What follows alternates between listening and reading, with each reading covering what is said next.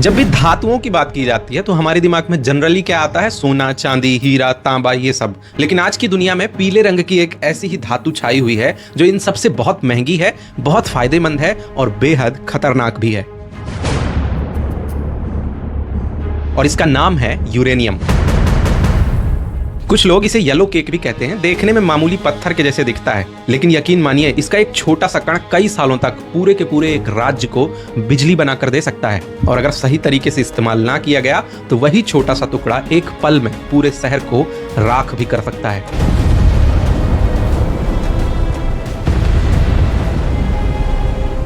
तो आइए आज बात करते हैं उस जादुई तत्व की जिसके लिए दुनिया के बड़े बड़े देश एक दूसरे के खून के प्यासे हैं। सरल शब्दों में कहूं तो यूरेनियम प्रकृति में पाए जाने वाला एक एलिमेंट है जो चांदी के जैसे सफेद दिखता है और स्वभाव से हैवी मेटल है। और इसकी जो खासियत है ना वो है रेडियो एक्टिविटी। इसके जो एटम्स हैं वो लगातार टूटते रहते हैं और ऊर्जा छोड़ते रहते हैं। और ये कोई थोड़ी मोड़ी ऊर्जा नहीं छोड़ते हैं। अगर आपको इसकी ताकत का अंदाजा लगाना है तो ऐसे समझिए कि 1 किलो यूरेनियम से जितनी बिजली बनाई जा सकती है उतनी बिजली कोयले से बनाने के लिए आपको 27 लाख किलो कोयला जलाना पड़ेगा। अब आपको सोच के लग रहा होगा कि जिस देश के पास यूरेनियम होगा उसे तो बिजली के लिए परेशान होना ही नहीं पड़ेगा, पर ऐसा नहीं है, क्योंकि ये जितना फायदेमंद है ना, अगर आपसे इसे मैनेज करने में जरा भी चूक हुई तो ये उतना ही विध्वंसक भी है। यूरेनियम का इस्तेमाल अगर सही से किया जाए, स्मार्टली किया जाए, तो ये हमारे जीवन को एकदम आसान बना सकता है। मैं आपको 2-4 उदाहरण बताता हूं कि हम यूरेनियम का इस्तेमाल कैसे कर सकते हैं। पहला तो यही है कि हम सही तरीके से पूरा एक पावर प्लांट लगा के बिजली बना सकते हैं। दूसरा, ऐसी जगहों पर जहां हमें कंटिन्यू बिजली चाहिए लेकिन वहां का मौसम बदलते रहता है, तो ना तो हम ये साधारण बिजली वहां ले जा सकते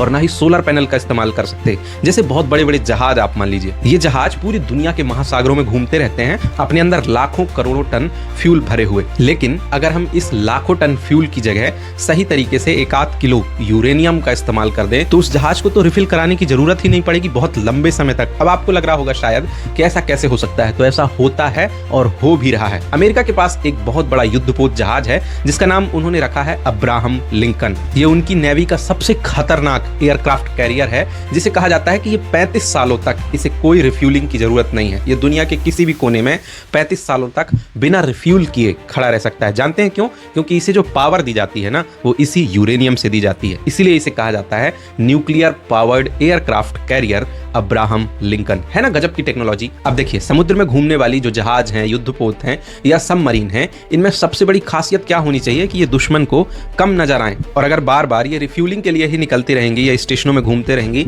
तो काम, सिक्योरिटी, सुरक्षा कैसे कर पाएंगी?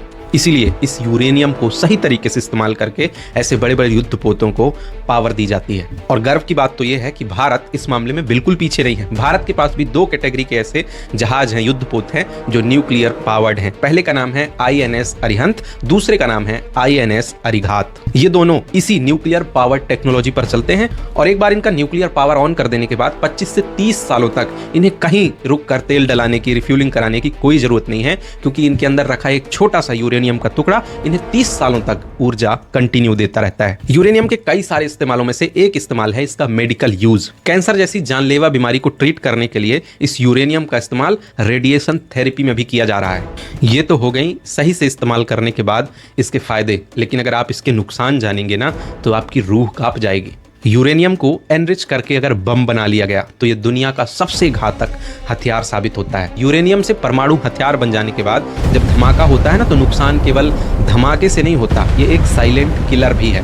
ये लोगों के DNA चेंज कर सकता है। तो जो लोग परमाणु हथियार से बच जाएंगे ना धमाके से, वो लोग और ज्यादा परेशान रहेंगे, क्योंकि यूरेनियम लोगों के DNA में चेंज कर देता है, जिससे लोगों की आने वाली पीढ़ियों में विकृतियां आ जाती हैं। इसीलिए ही तो दुनिया के बड़े बड़े देश डरते हैं कि परमाणु हथियार किसी गलत हाथों में न चला जाए। अभी जो ईरान में युद्ध चल रहा है उसका मेन रीजन तो यही है। अमेरिका और इजराइल स्ट्रांगली चाहते हैं कि ईरान परमाणु हथियार ना बना पाए। मुझे लगता है यूरेनियम के बारे में आपको आइडिया लग गया होगा। अगर आपको यूरेनियम के और भी कोई एडवांटेज या डिसएडवांटेज पता है तो कमेंट करके मुझे जरूर बताइए। इस वीडियो को लाइक करके चैनल को सब्सक्राइब जरूर कर लीजिएगा। शुक्रिया।